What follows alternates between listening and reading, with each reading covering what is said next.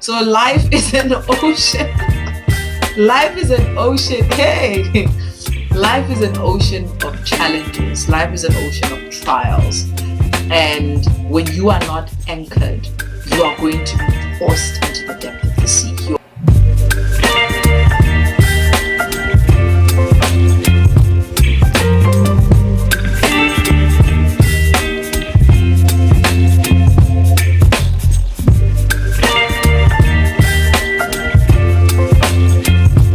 So you're watching this video trying to figure out how to get back to your old self, how to get back to the discipline that you had, how to get back into the things that you used to love again, how to get back into doing, all the things that you used to do before this happened, whatever it is.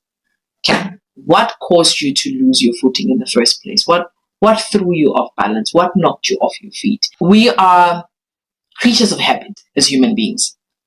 And once we get comfortable with something and we like it, we prefer it, we keep it, and we don't want to change it. We love it, so we keep it that way. But because we are creatures of habit, we find it very hard and difficult to adapt to new situations, new environment, new ways of doing things. And then when change happens, we're lost. We're like, whoa, what's going on? Where's my blanket? My comfort blanket. So we get so lost, we get so confused because we are such creatures of habit. Sometimes we don't see change for what it is. And change is always an opportunity for new things to happen. Change always brings with it room for new things to happen, for expansion, for growth. And a lot of times we don't see it as an opportunity. And so we fight it, we resist it. And then in that process, we just find ourselves in a bit of a situation. So it can be a good change, like maybe getting a new job. It can be a change like having a baby, which is the kind of change that I went through recently. Before my son came, I had this very active lifestyle. I was eating right. I was in the gym 5 days a week. And then after came, I wanted to go back to the way I used to be. I could not find a way out to get my old self back. And I missed her.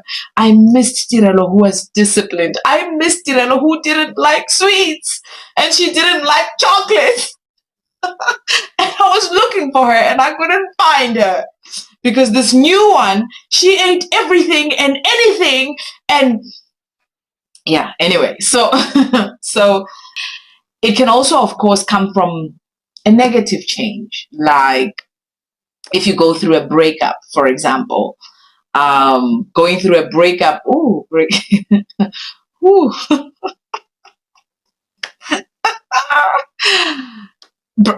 breakups can leave you feeling anxious and depressed and sad and miserable, and you just not being yourself and not showing up for yourself and not excelling for yourself.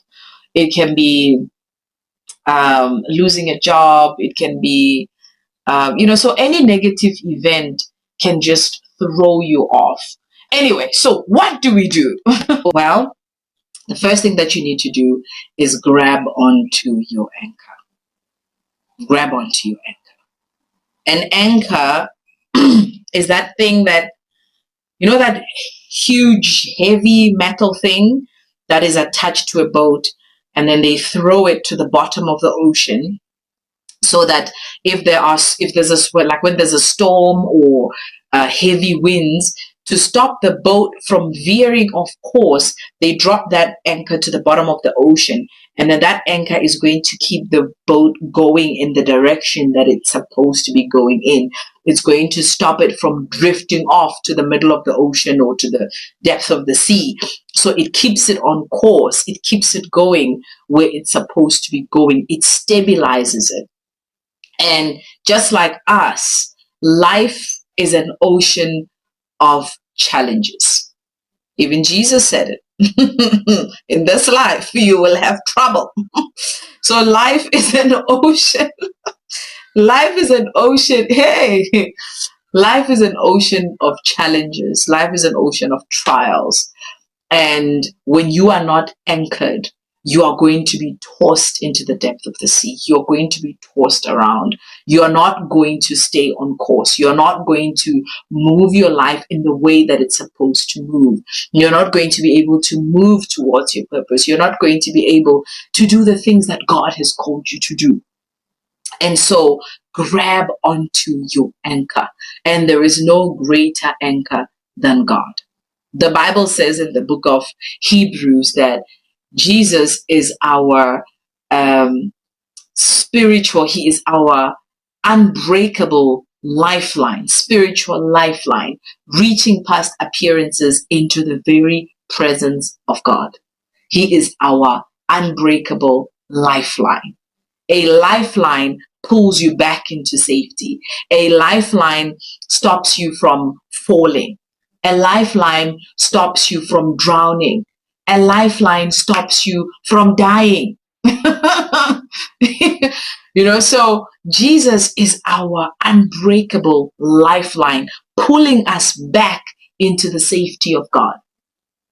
And in the presence of God, there is peace.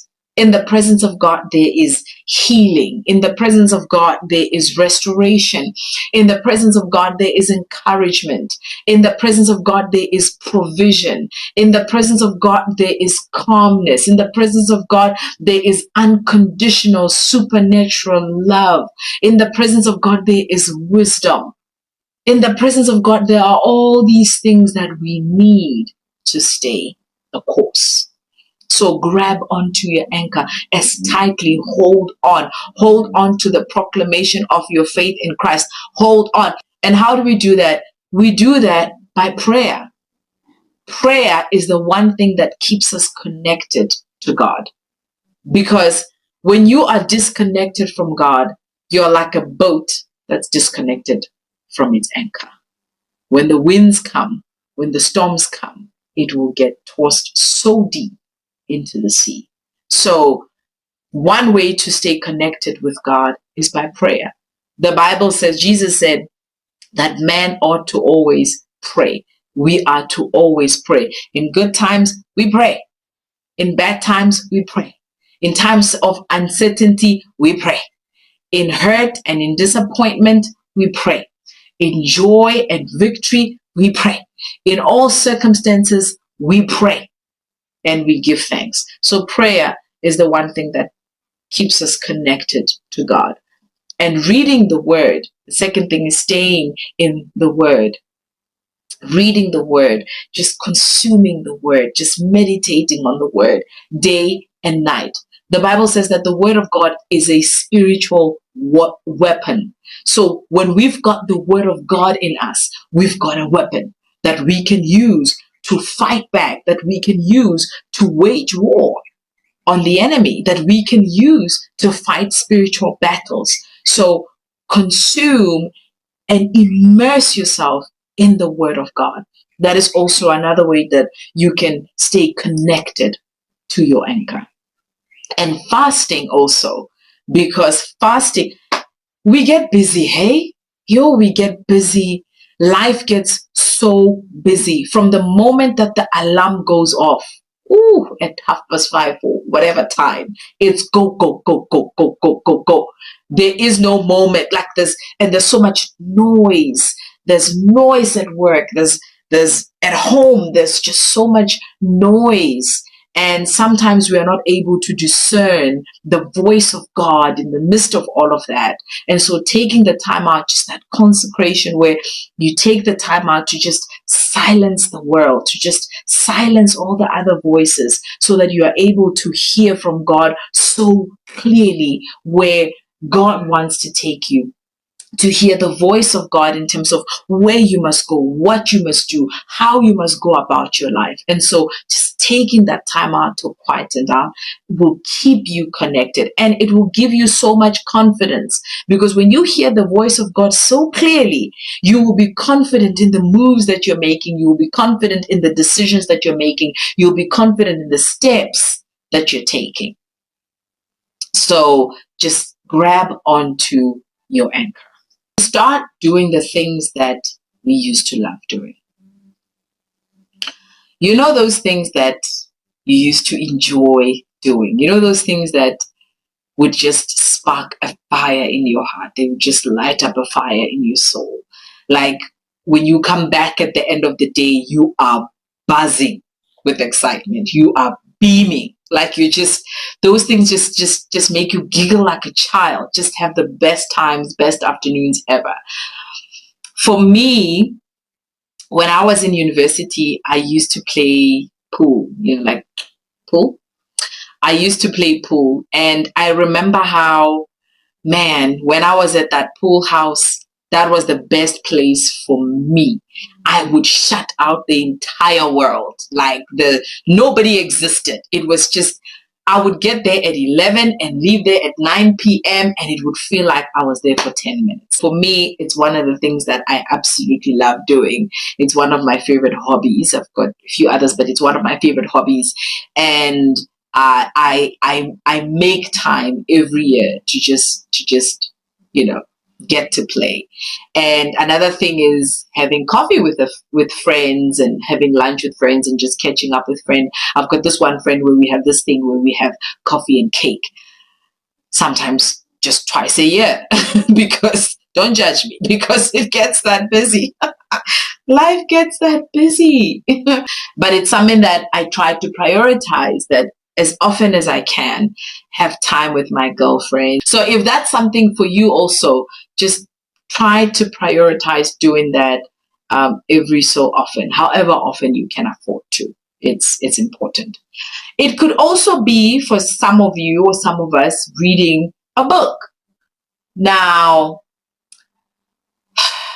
I'm currently, I have to confess, reading books over the past couple of years has been very difficult for me.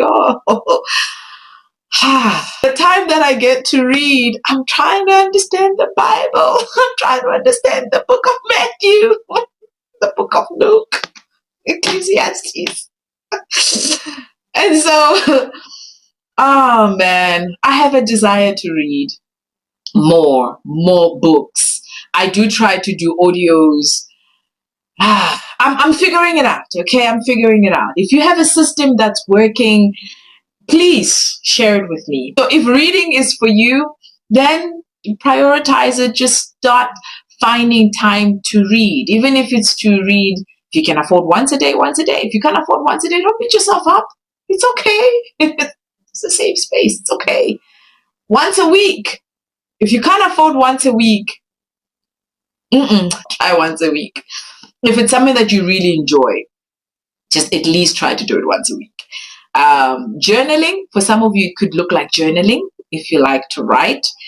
I'm not a journaling person, Yeah, if that's for you and you like to write and express your feelings on paper and you find it cathartic to do so, by all means, find a quiet space in your house, a quiet space somewhere, coffee shop, wherever, and just make the time to do that if it's good for your soul.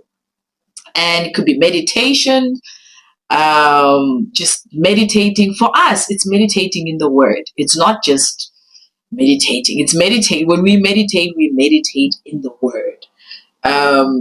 The world says when you meditate, clear your mind, get all the thoughts out, just think of nothing. But we say, as Christians, when we meditate, fill your mind with the Word of God. So meditate. Even the Bible says, the book of Philippians, that meditate on these things that are true, things that are noble, things that are just, things that are pure, things that are lovely, of good report. things that are praiseworthy. Meditate on these things. And as you meditate on these things, gratitude starts to bubble up in your spirit. You start to see that there's actually a lot more good than there is bad. So meditating is one of them. Put it into practice. The point is, whatever it is that just lights a fire in your heart, just make time for it and do it. Yeah. And the third thing is planning. Planning. Plan your day, plan your week, plan your month, plan your year, plan your years. It gets a little bit tricky here, doesn't it? But plan, just plan.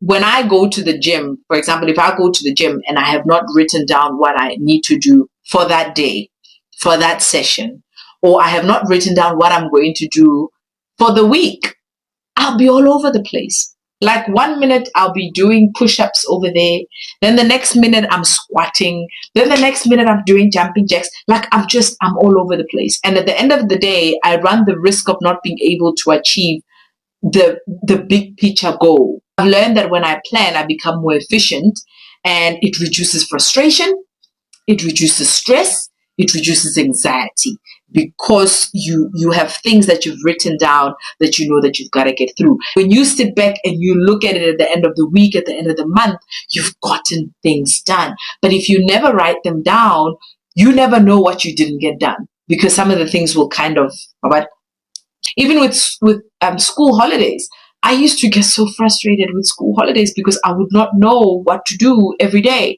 But I started planning. Before schools close, I will plan for the entire holiday that, okay, on this day, this is what we're doing, this is what we're doing, this is what we're doing. And I realized that it eliminates so much frustration and just so much stress for me, because I just follow the plan. And I found that to just really work. So planning, it reduces stress. So learn to plan. Write down the things that you need to get done today, the things that you need to get done this week, the things that you need to get done this month, and so on, as far as you can take it. It really helps to make you feel more in control, to help you feel like, you've got things, you've got a system, so you become a lot more efficient when you've got that system in place. So plan, plan, plan. We don't have to live our lives overwhelmed and stressed and anxious all the time. We have to be intentional with doing things that nourish the soul, that nourish the spirit, that nourish the mind and the body, being intentional with what we put in. And I have found that doing these three things for me has helped me find my footing and helped me feel more secure and more grounded. And I hope this video was very helpful to you. If it was and you enjoyed it, please share it with a friend. Don't forget to click like and subscribe and the notification button so that you can be notified whenever I upload a video. Thank you so much for watching. God bless you.